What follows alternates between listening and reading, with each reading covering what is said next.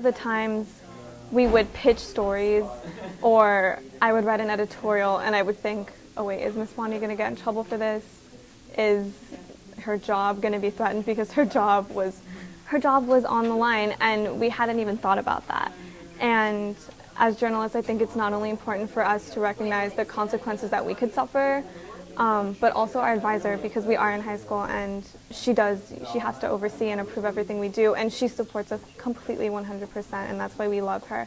But also we need to just keep in mind that there's more for her to lose. And so that was always in the back of our minds while we were pitching story ideas, the slant of story ideas, the tone that we use in our editorials was always in the front of my mind, especially with my editorials.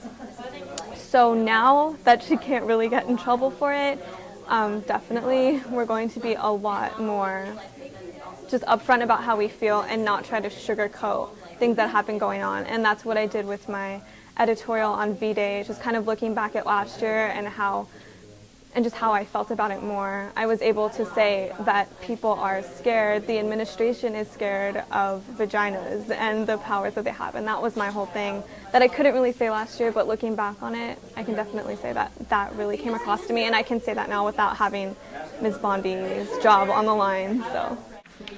I think now that we have this sort of thing, it's a lot better.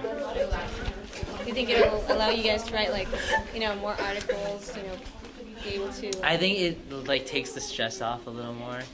We don't have to be so worried about what we type and think twice before we want to do something that we actually think is important to say. ¿Qué piensas en esta ley?